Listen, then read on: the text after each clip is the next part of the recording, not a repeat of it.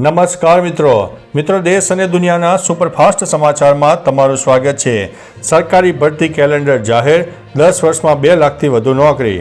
ગુજરાત સરકારે સરકારી નોકરીની તૈયારી કરતા ઉમેદવારોને મોટી રાહત આપતા 10 વર્ષ માટેનું ભરતી કેલેન્ડર જારી કર્યું છે। 2023થી 2033 સુધીમાં 2 લાખથી વધુ જગ્યા પર ભરતી થશે।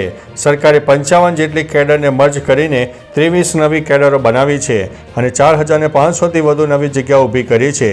શિક્ષણ વિભાગમાં સૌથી વધુ 94353 અને ગૃહ વિભાગમાં 43389 જગ્યાઓ ભરતી થશે। મિત્રો, અન્ય મહત્વના સમાચારની વાત કરીએ તો સુરતમાં હર્ષ સંઘવી ગરબે ઘૂમ્યા, ઓપરેશન સિંદૂર થીમ ઉપર।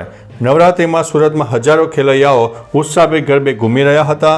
ગૃહ રાજ્યમંત્રી હર્ષ સંઘવી અને ધારાસભ્ય સંગીતા પાટીલે ઝણકાર નવરાત્રિ મહોત્સવમાં આરતી કરીને ખેલૈયાઓ સાથે ગરબાની રમઝટ માણી। આ સાથે ઉમિયાધામ ખાતે ઓપરેશન સિંધુની થીમ પર આધારિત મહાઆરતીનું આયોજન કરાયું। જહાંગીરમાં બાદમાં 400 મીટર લાંબા રોડ પર 4000 લોકો એકસાથે ગરબા ઘૂમતા ભવ્ય દ્રશ્ય સર્જાયા હતા। મિત્રો, અન્ય મહત્વના સમાચારની વાત કરીએ તો 2 દિવસ હજુ પણ વરસાદની આગાહી, 146 ડેમ હાઈ એલર્ટ ઉપર। ગુજરાતમાં આગામી 2 દિવસ કચ્છ અને સૌરાષ્ટ્રમાં ભારે વરસાદની આગાહી છે। હવામાન વિભાગે ગીર સોમનાથ, કચ્છ, દ્વારકા, પોરબંદર, જૂનાગઢ, રાજકોટ અને અમરેલીમાં યલો એલર્ટ આપ્યું છે। રાજ્યમાં સિઝનનો કુલ 115% વરસાદ નોંધાયો છે, જેમાં કચ્છમાં સૌથી વધુ 140.23% વરસાદ છે। નર્મદા ડેમ 97.32% અને 206 જળાશયો 95.10% ભરાયા છે, જેના પગલે 146 ડેમ હાઈ એલર્ટ ઉપર છે। મિત્રો, અન્ય મહત્વના સમાચારની વાત કરીએ તો ટ્રોફી વિવાદ, નકવીનો જવાબ, હું કાર્ટૂનની જેમ ઊભો રહ્યો। એશિયન ક્રિકેટ કાઉન્સિલની બેઠકમાં બીસીસીઆઈએ એશિયા કપ ફાઇનલમાં ટ્રોફી રજૂ ન થવા બદલ સખત વિરોધ નોંધાવ્યો। બીસીસીઆઈના સવાલ પર પાકિસ્તાન ક્રિકેટ બોર્ડ અને એસીસીના ચીફ મોહસિન નકવીએ સ્પષ્ટતા કરી। તેમણે કહ્યું કે એસીસીને ક્યારેય લેખિતમાં જાણ કરાઈ નહોતી કે ભારતીય ટીમ મારી પાસેથી ટ્રોફી સ્વીકારશે નહીં। હું કોઈ પણ કારણ વગર કાર્ટૂનની જેમ ઊભો રહ્યો હતો।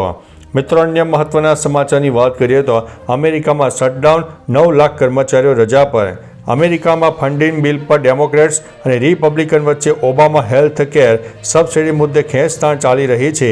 બુધવારે રાત્રે 12 વાગ્યા સુધીમાં બિલ પાસ નહીં થાય તો સરકારી ફંડિંગ બંધ થઈ જશે, જેને સરકારી શટડાઉન કહેવાય છે, જેથી લગભગ 9 લાખ સરકારી કર્મચારીઓને ફરજિયાત રજા ઉપર જવું પડી શકે છે।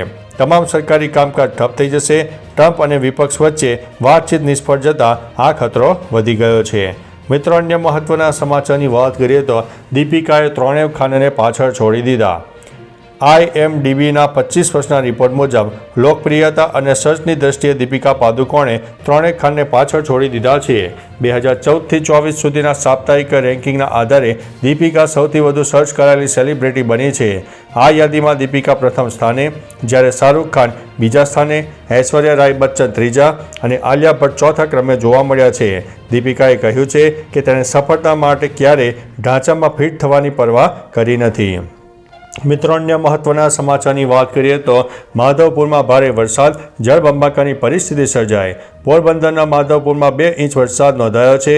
વહેલી સવારથી વરસી રહેલા વરસાદને કારણે માધવપુરના નીચાણવાળા વિસ્તારોમાં પાણી ભરાઈ ગયા, જે કારણે સ્થાનિકો નગરપાલિકા સામે નારાજગી વ્યક્ત કરી। બીજી તરફ ખેતરોમાં પાણી ભરાઈ જવાને કારણે વાવેતરને નુકસાન થવાનું જોખમ ખેડૂતોમાં વ્યાપી ગયું હતું અને નારાજગી પણ જોવા મળી છે। ઉલ્લેખનીય છે કે હવામાન વિભાગે હજુ પણ 2 દિવસ ભારે વરસાદની આગાહી કરી છે। મિત્રો, અન્ય મહત્વના સમાચારની વાત કરીએ તો ભાલાફેંકમાં ભારતને 2 ગોલ્ડ મેડલ।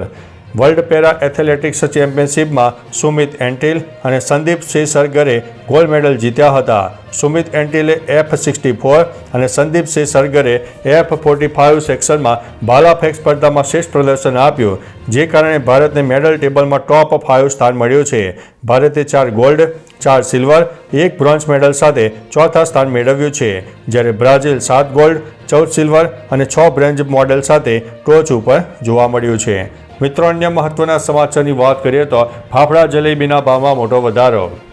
દશેરાના પર્વ પર ફાફડા જલેબીની મજા બગડે તેવા સમાચાર સામે આવ્યા। જલેબી અને ફાફડાના ભાવમાં વધારો જોવા મળી રહ્યો। ફાફડાનો ભાવ પ્રતિ કિલો 740 રૂપિયા અને જલેબીનો ભાવ 860 રૂપિયા સુધી પહોંચી ગયો, જ્યારે ઘી અને મીઠાઈ સાથેની જલેબીનો ભાવ 900 રૂપિયા પ્રતિ કિલો છે।